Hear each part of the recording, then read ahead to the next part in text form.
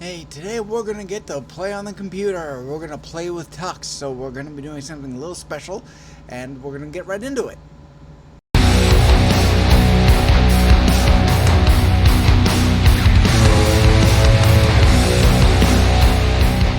Hey, welcome back to the AnKorage where everything is awesome, and I want to play with birds.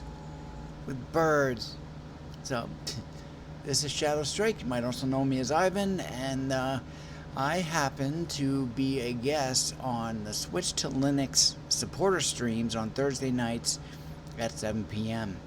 So I would, I've got a link to that channel down below. It's really great. I'm also, a supporter, and we have a lot of fun there. We see Dan Kelly a lot. We see Solbu, and we have a lot of fun there. So we are going to be doing something in front of the computer. So that's why I'm back in front of it. Partly because these videos are a lot easier to do than the other ones, because on those ones I have to get out the camera, I have to set up my lavalier mic and everything like that. Here I've got a webcam, got my microphone, and I can put that right there, and I can just do my thing, and I can use OBS to go between different screens, and we have a lot of fun. So today we are going to be doing something Linux based, and this is, you might consider it to be advanced or whatnot, but it's really kind of not, especially when you have little cheat sheets to go along with it. And we're going to be doing something pretty simple today. We're going to be working with the command prompt from the terminal. So we're going to be doing that.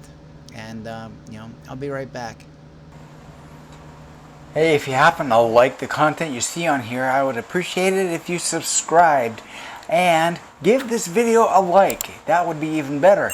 But even better than all of that is all of this. You could actually help support the channel through Patreon. You can become a patron. You can also provide support through LiberaPay, liberapay.com. You can also help support the channel with Monero Crypto and with Dogecoin. So the wallet addresses are down below. So is a link to Patreon and to LiberaPay. So back to the video. So we are now right into the actual environment. This is my virtual machine for Linux Mint. And so we come into here, we go like that, and we throw in my super secret password, which is definitely not 123. That's a heads up for Tom. So thank you very much for that little bit of inspiration, I guess. I don't know. But anyways, so what we're doing is we're going to be customizing our command prompt. And down here in the lower left, we have the terminal. This is where we're going to do it. So when you first come into it, this is what you see. You're going to see the user at whatever the machine is and such, and then you see a colon, a tilde character, which is your current directory, and then you've got your cursor prompt identifier, if you want to call it that, and then of course you've got your actual your text cursor, and you can do everything like that. So that's what that looks like. So if you want to change it, what we use is, it's techie a little bit, but it's useful to have two pages available, and I have them linked down below. The first one is this one: how to change setup bash custom prompt PS1 in Linux. That's what we're working with, is PS1. Don't worry so much about bash outside of just using it as an identifier, which is identify the terminal prompt as a bash prompt. There you go. So, and then the second one, because if you want to get into, let's say you can change the colors, you can go to this one here, and I've got this one linked down below as well. Different colors. It's pretty cool. Let me get down to the list. There we go. And we'll come back to that. So, but down here, we use PS1. There's 4 of them. So if you go PS in capitals 1 and equals quote, everything that's inside the quote is your value. So you can say, let's take a dig on Microflop. We'll call it my computer. boom, there it is. You know, if you really want to see that fresh, you know, just clear and boom, there it is. You know? You know, let's say you wanted, you know, there's no space. So if you wanted a space on that, just do it. If you wanted to do a space before you got to your cursor, you go ahead and you just put a little space right here and hit enter, and there it is. And there's your space.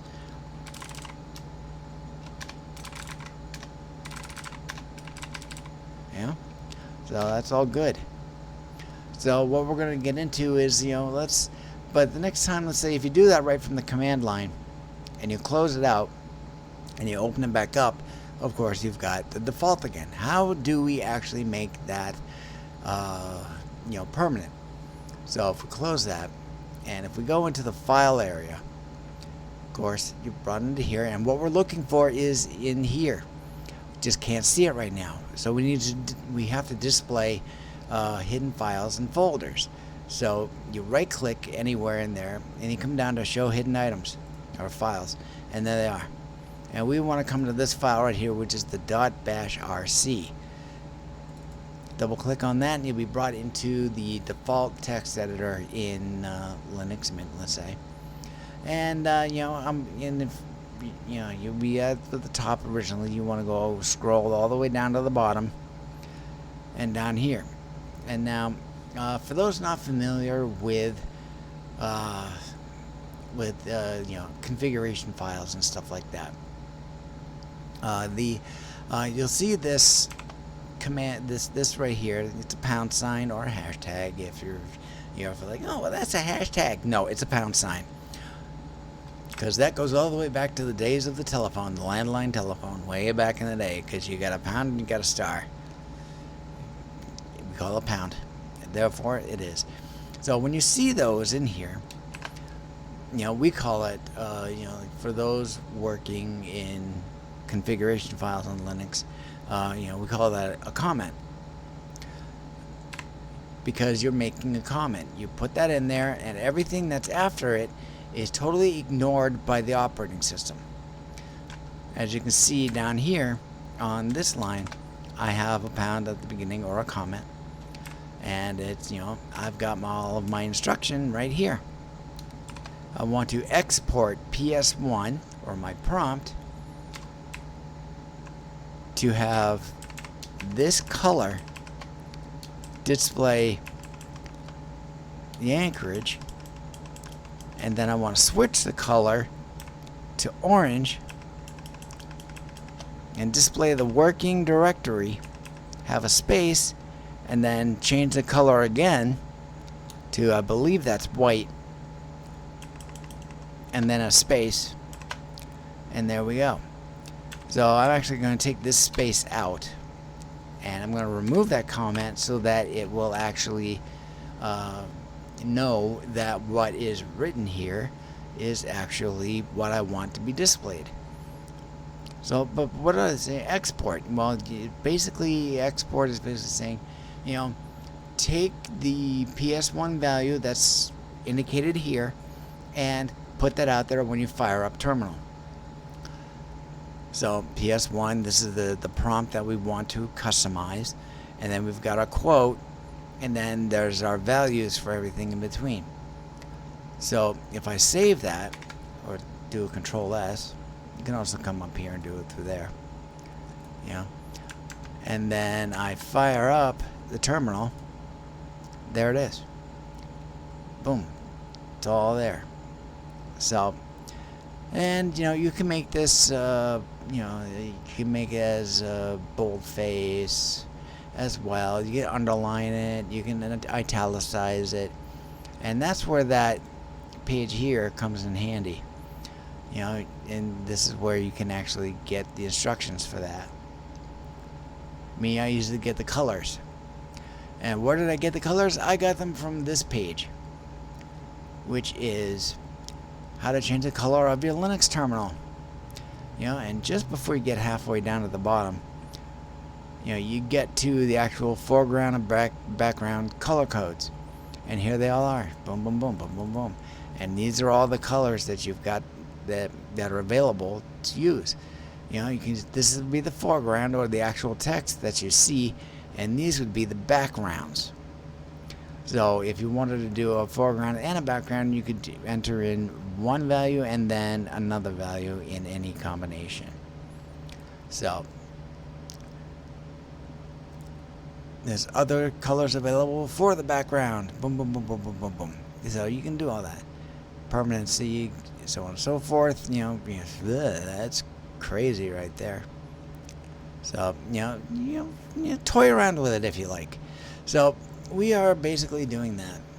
So if I minimize that, and there is my prompt, and there is the command for it. So I've got my color here, I've got my text value here, and then I've got some more colors and other variables in there. And yeah, it looks like a bunch of like a weird techie code stuff, and it actually is. But when you've got those help pages such as this, it takes that complexity and removes it. You just need to remember, you plug it in there and throw in a space, and then you can say the rest of it. You don't necessarily have to have that space if you don't want. You can actually get rid of that, and save it. There you go.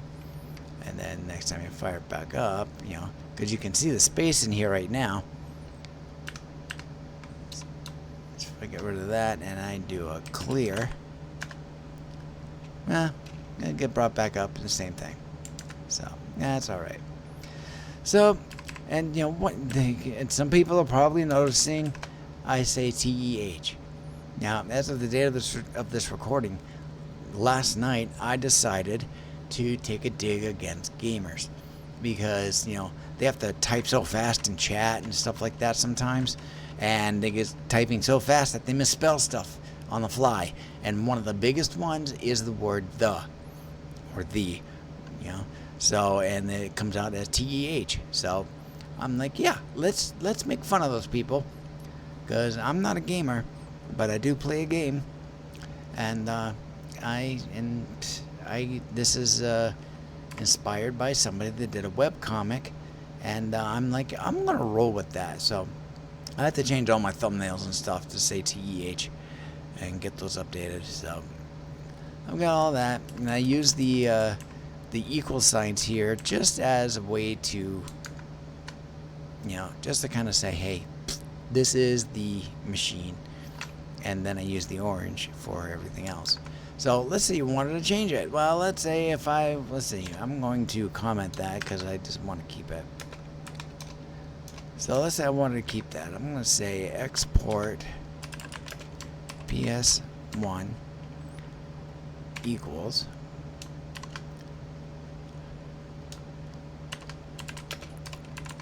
this piece of junk,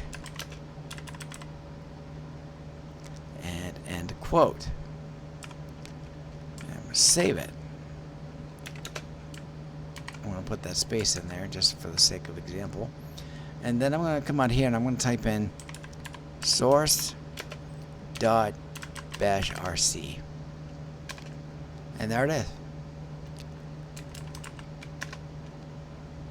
So there we go.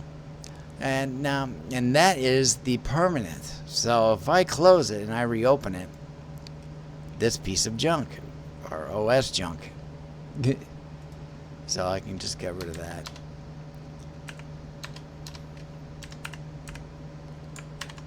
And then I, get that reactivated, and I punch that, and boom, there it is. So there you go. So there is some of that.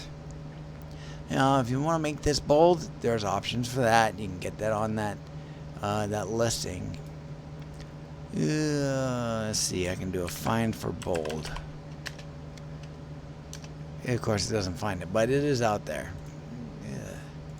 You can go to find it and stuff like that. So there we go. So that's pretty much how you can kind of make this your own.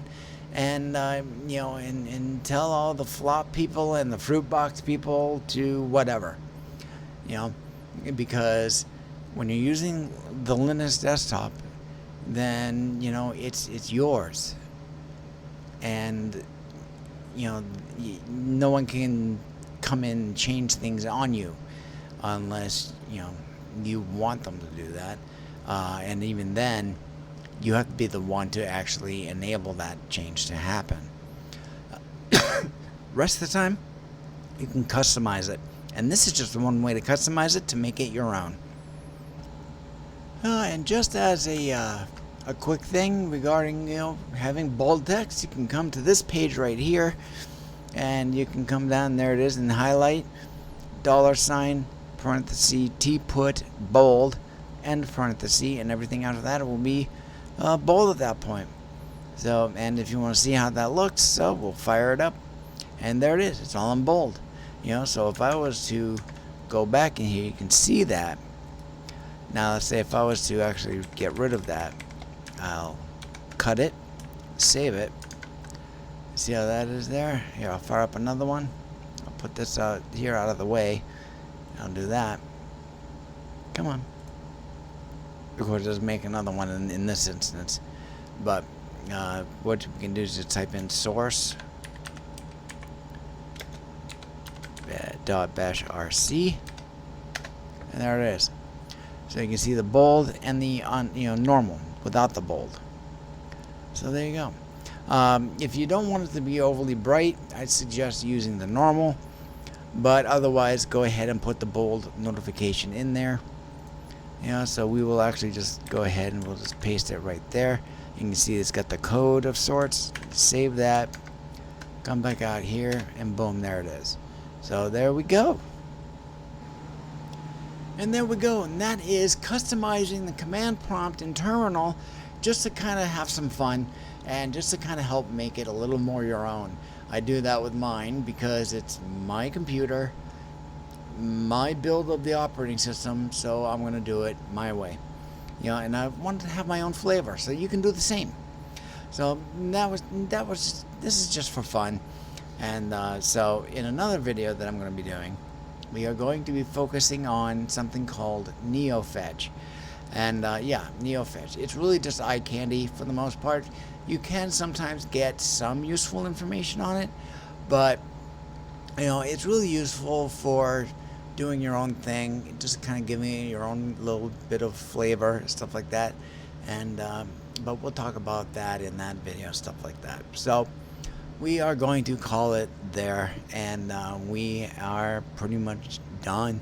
So please, like this video, subscribe to the channel, and on Thursday nights at 7 p.m. over on Switch to Linux, we got the supporter stream and I guest on it. And we talk about many different things Linux based, and anything about security, privacy, the operating systems. And we have a great time, and everything's good.